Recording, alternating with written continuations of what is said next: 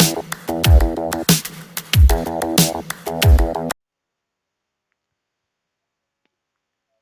दोस्तों, live study channel में आप लोग का स्वागत है। और आज हम लोग पढ़ने वाले हैं 10th क्लास का एनसीईआरटी मैथ और 1.1 का क्वेश्चन नंबर 5। और ये 1.1 का क्वेश्चन नंबर लास्ट क्वेश्चन है ना। लास्ट क्वेश्चन है जो क्वेश्चन नंबर कितना है 5 है। तो इसको चलिए हम करते हैं एक नए अंदाज के साथ।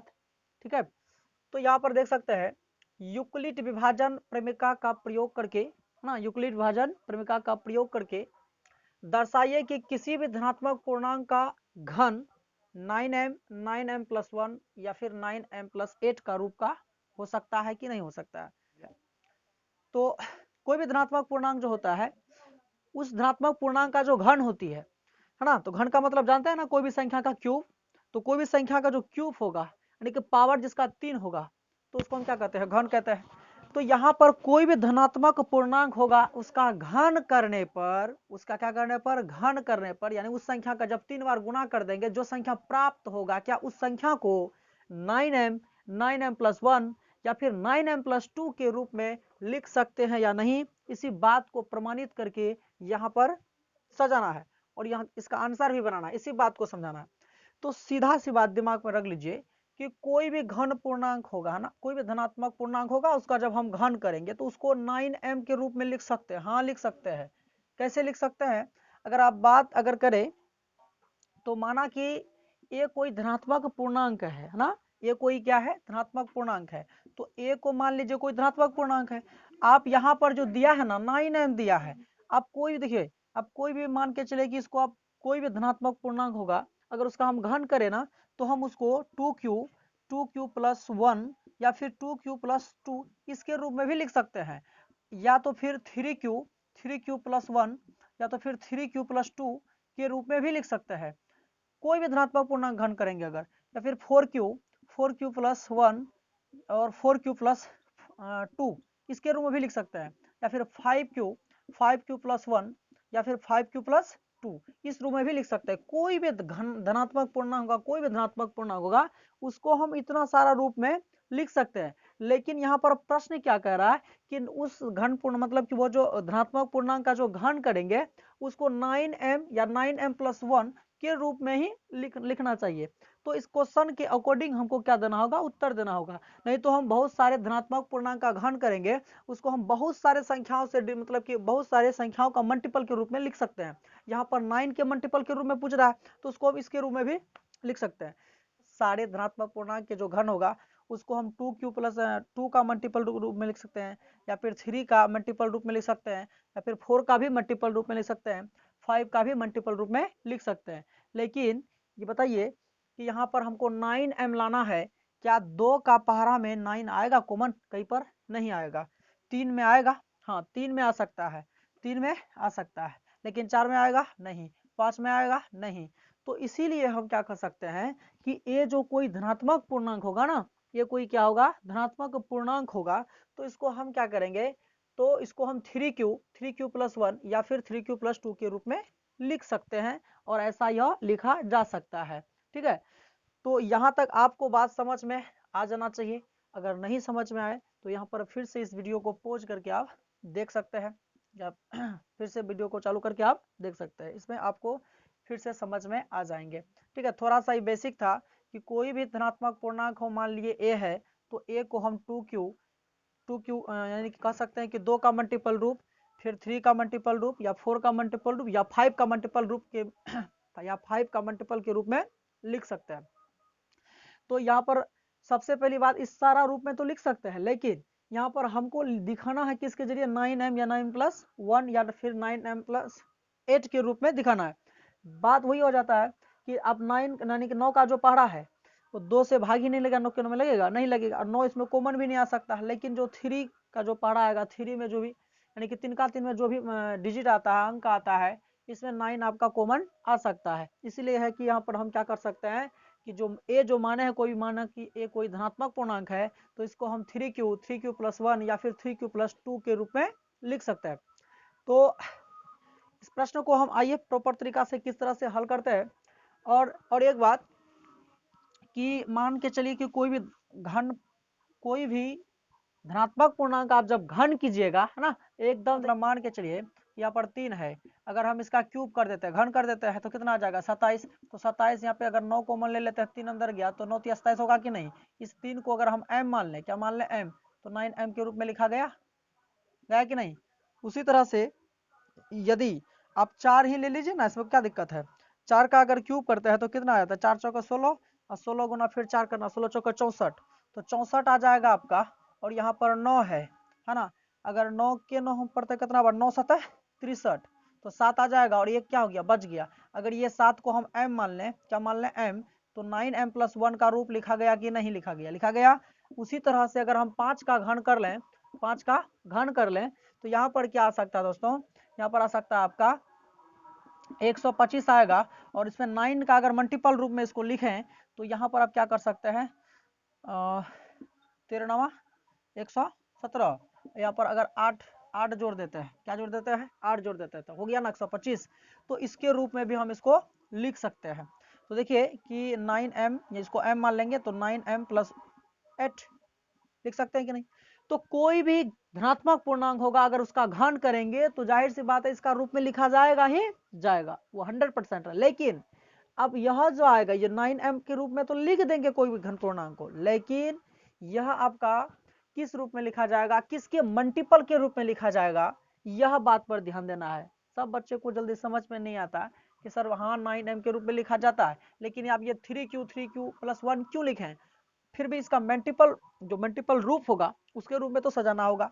तो इसका मल्टीपल रूप 2 नहीं होगा, है ना, 4 भी नहीं होगा, 5 भी नहीं होगा, तो क्या हो सकता है, तो 3q + 1 या फिर 3q + 2 के रूप में हो सकता है, ठीक है। और यानी कि 9 जो है, यानी कि 9 का पारा, मतलब ऐसा पारा होना चाहिए, ऐसा डिजिट होना चाहिए। हम उनको इसीलिए यहाँ पर माने हैं क्योंकि जब इसका पहाड़ा पढ़ेंगे ना, जब इसको गुना करेंगे तो इसका गुना से क्या होगा, गुणन से क्या होगा, इसका जो 9 जो है वो कॉमन आएगा, यानी कि 9 का पहाड़ा में वही चीज आएगा, जो 3 का पहाड़ा में जो चीज आ रहा है वही चीज 9 का पहाड़ा में आएगा। इसीलिए इसको हम क्या किए हैं, 3q + 1 या फिर 3q + 2 के रूप में लिखे हैं। ऐसा आप 6 का पहाड़ा में भी हो सकता है, यहाँ हम 6 मानकर भी इस प्रश्न को हल कर सकते हैं, क्योंकि आप बताइए जो 6 का पहाड़ा में होगा वो 9 का भी पहाड़ा में आएगा, बिल्कुल आएगा कि नहीं, कॉमन आ सकता है। तो 6 का पहाड़ा जब लेंगे ना, जब उसका घन करेंगे तो होगा क्या कि वो बड़ा बड़ा अंक आ जाएगा, जिसको बनाने में बहुत सारी कठिनाई हो सकती है। इसलिए यहाँ पर हम क्या किए कि छोटे से छोटे अंक को मान लिए और आसानी से इसको हम क्या कर सकते हैं, हल कर सकते हैं। यानी कि जब 3 का जब हम क्यूब हल करेंगे तो क्या होगा कि हमको गुना करने में बहुत ही ईजी होगा। इसलिए हम यहाँ पर 6 का नहीं लिखे, 3 का लिखे। तो आई होप यहाँ तक आपको समझ में आ गया होगा। अब चलिए हम प्रश्न को हल करते हैं प्रॉपर तरीका से। तो इस वीडियो पर बने रहिए। अब देखिए, तो हम क्या कर सकते हैं प्रश्न को हल के लिए, माना कि ये कोई धनात्मक पूर्णांक है, तो यह 3q + 1 या 3q + 2 के रूप में लिखा जा सकता है, ठीक है। तो यहाँ तक आप काम पहले से बता दी, यहाँ तक का क्या क्या किए हैं। उसके बाद यहाँ पर मान के चलिए कि आप a बराबर क्या हो गया, माना कि वह धनात्मक पूर्णांक क्या हो गया, a का रूप हम किसको माने, पहले 3q को माने, किसको माने 3q को, तब फिर क्या करेंगे, इस पर घन करेंगे, फिर इसका घन करेंगे। उसी तरह तो यहाँ पर क्या होगा, दोनों तरफ घन कर देंगे, है ना, दोनों तरफ क्या करने पर घन, a का भी हो जाएगा और 3 का भी हो जाएगा। देखिए तो a का घन, तो a का यहाँ पर जब 3 को 3 बार गुणा करेंगे 27 3 क्यों ना हो जाए, 27 क्यूब ना हो जाएगा, 27 क्यू का क्यूब, ठीक है। तो यहाँ पर देखिए कि यहाँ पर हमको 9 का ही मल्टीपल रूप देना है ना, तो यहाँ पर 3 बराबर, यहाँ 9 कॉमन आ जाएगा, 9 तिया 27, ये 3 क्यों अंदर, ठीक है। माना m बराबर क्या हो गया, m बराबर ये ब्रैकेट के अंदर में जो उसको रख दीजिए। तो यहाँ पर क्या आ सकता है कि यहाँ पर 9 और ब्रैकेट के अंदर में m बच गया, तो 9 गुना m कर देंगे तो क्या हो गया, 9m हुआ कि नहीं हुआ, हुआ। तो हम इसको क्या किए, 9m के रूप में लिख दिए। अब दूसरी बात, अब फिर क्या होगा, और आपका आ गया क्या, माना कि a बराबर क्या हो गया अभी 3q + 1, तो इसका भी घन होगा, इसका भी घन हो गया, इसका भी घन कैसे करेंगे, देखिए अब a + b का होल क्यूब याद किए हैं कि नहीं, क्या होता है a + b का, है ना, होल क्यूब, तो आ जाएगा आपका a cube + b cube + 3a² b + 3ab², ये आपका होता है, इसको आप याद रखें। इसी फॉर्मूला में ये टूटने जा रहा है। ठीक है, तो यहाँ पर हम क्या लिख सकते हैं इसको, है ना, तो a का तो क्यूब होगा ही, तो इसको हम लिख देंगे 3 क्यूब का क्यूब प्लस 1 का क्यूब, है ना, प्लस फिर 3 हो जाएगा, फिर यहाँ पर इसका स्क्वायर, और इंटू में क्या हो जाएगा, इंटू में 1 हो जाएगा आपका, फिर प्लस, सॉरी यहाँ पर 3 छूट गया, क्या यहाँ पर 3 छूट गया, 3, फिर a का स्क्वायर होगा तो 3a 3 क्यूब, है ना, इस तरह से 3 क्यूब का स्क्वायर, और इंटू में हो जाएगा आपका 1, और फिर प्लस में 3 हो गया, और फिर ये होगा 3 क्यूब, और इंटू में हो जाएगा आपका 1 का क्यूब, है ना। इस तरह से ये हल होगा, स्क्वायर होगा, यहाँ पर क्यूब नहीं होगा, स्क्वायर। देखिए यहाँ पर a क्यूब, तो यहाँ पर भी 3, यहाँ पर भी a का मान यहाँ पर क्या है 3 क्यूब है, तो यहाँ पर भी क्यूब, यहाँ पर b क्यूब, तो यहाँ पर 1 का क्यूब हो जाएगा, यहाँ पर उसी तरह 3a स्क्वायर b है, तो यहाँ पर भी 3a स्क्वायर b आ रहा है, यहाँ पर देखिए इंटू में, तो यहाँ प्लस है तो प्लस दिए, यहाँ पर 3 है तो 3 दिए, वहाँ पर a है तो a का मान यहाँ पर 3 क्यू है तो 3 क्यू लिखे, b स्क्वायर है तो b का मान यहाँ पर 1 है, और यहाँ पर क्या हो गया 1 का स्क्वायर हो गया। ठीक है, आपका दिखाई पड़ रहा है कि नहीं पड़ रहा, देखने दीजिए एक बार, हाँ दिखाई दे रहा है। ठीक, तो आगे बढ़े, इसको जब हल करेंगे दोस्तों तो क्या आ जाएगा, 3 बार गुणा कर 3 तिया 3 9 27, है ना, 27 आ जाएगा, 27 क्यू का क्यूब, प्लस यहाँ पर अगर बात करें 1 ही आएगा, यहाँ पर बात करें अगर 3 कितना 3 तिया 9, और 3 गुना 3 करेंगे तो 9 आएगा, और 9 से 3 को गुना कर देंगे तो यहाँ पर भी क्या आ जाएगा आपका 27 आ जाएगा, 27 का स्क्वायर हो जाएगा, 27 क्यू स्क्वायर हो जाएगा, और प्लस में यहाँ पर गुना करें अगर तो यहाँ पर एक ही आ जाएगा कि 3 तिया 9, 3 तिया 9 क्यू, 9 क्यू आ गया। तो अब एक को क्या करें, यहाँ पर सबसे लास्ट में लिखेंगे, यहाँ पर देखिए कि सबसे लास्ट में कर दीजिए, तो 27 क्यू का क्यूब और प्लस 27 क्यू का स्क्वायर और प्लस में 9 क्यू, और ये अचर पद है, इसको सबसे लास्ट में लिख दे, और यहाँ पर देखिए कॉमन आ सकता है, क्योंकि इसको हमको 9m+1 के रूप में दर्शाना या फिर 9m+8 के रूप में लिखना है, तो यहाँ पर 9 का ही पहाड़ हमको कॉमन लेना होगा हर हाल में। ठीक है, दूसरा हम कॉमन नहीं ले सकते हैं, तो यहाँ पर 3 तिया नहीं 3 9 27 आ जाएगा क्यूब अंदर, प्लस यहाँ पर भी वही होगा, और यहाँ पर 9 के 9 3 बार पढ़ेंगे 27, और क्यू का स्क्वायर बच गया, प्लस 9 कम 9 खत्म, क्यू बच गया, नहीं यहाँ पर क्या बच गया 1, 9 से 9 आ गया कौन, तो क्यू बच गया ना, क्या बच गया क्यू, तो क्यू को लिख दिए, और प्लस में कौन आ गया 1, इतना सारा को हम क्या करें m बराबर मान लेंगे, क्या करेंगे m बराबर मान लेंगे, ये सभी को क्या मान लिए m का बराबर। तो आपका दिमाग लगाइए कि यहाँ पर 9m+1 आया कि नहीं आया, 9m+1 आ गया, 9m+1 के रूप में इसको हम लिख दिए। ठीक है, तो इतना आप समझ गए होंगे, इससे और भी आगे है और एक डिजिट, इसको पहले आप छाप लीजिए कॉपी कलम में, है ना, और या तो अगर स्क्रीनशॉट मारना चाहते हैं तो आप मार सकते हैं। हम इसका आप क्या करें, आप a बराबर किसको मानेंगे 3q+2 को मानकर हम इसको हल करेंगे। ठीक है दोस्तों, तो थोड़ा सा इसको हमको क्लीन करना होगा।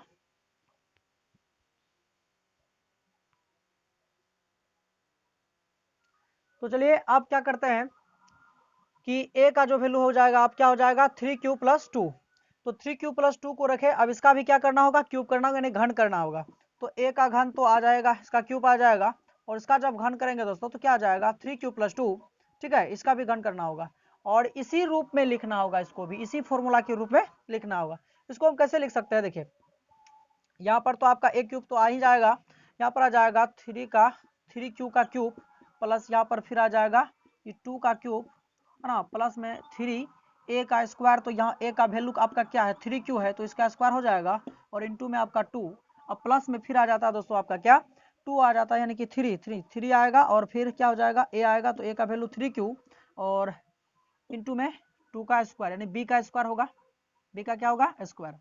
देखिए अब इसको हम लिख दिए फॉर्मूला के रूप में, देख सकते हैं यहाँ पर a का क्यूब, तो यहाँ पर 3q का क्यूब है, प्लस यहाँ पर भी प्लस b का क्यूब, तो b का रूट कौन है 8 है, तो यहाँ पर a का वैल्यू क्या है 3q है, और b का वैल्यू क्या है 2 है, तो इसके रूप में हम लिख दिए हैं इसको। अब इसको हम क्या करते हैं गुना करते हैं, देखिए 3q मतलब एक क्यूब का तो एक क्यूब ही रह गया ज्यू का त्यों, अब उसके क्या करें, उसके बाद क्या करें, यहाँ पर क्या आ जाएगा 27 क्यू का क्यूब, प्लस यहाँ पर 2 गुना 3 बार हो जाएगा 8 हो जाएगा, और यहाँ पर आपका 9 9 तिया 27, सब फिर जाके 54, तो आपका 54 क्यू का स्क्वायर, अब फिर यहाँ पर प्लस में 3 तिहाई 9 और यहाँ पर 9 चौका 36, तो यहाँ पर आ जाता है 36 क्यूब। क्या आ जाता है? 36 क्यूब।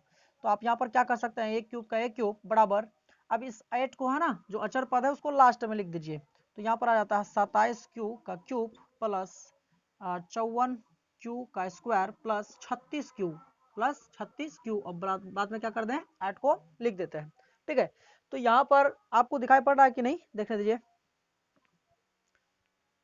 गर्व जाएगा ना। तो यहाँ पर देख सकते हैं आप, हम इसको लिख दिए हैं। अब थोड़ा सा इधर आते हैं, देखिए आप इसको देख लिए होंगे, इस रूप में हम इसको लिख दिए हैं। ठीक है, चलो दोस्तों और एक बार हम लिख देते हैं कि ये जो इस लाइन है यहाँ पर क्या है, जो 8 है इसको आप क्या कीजिए कि सबसे लास्ट में लिख दीजिए, है ना।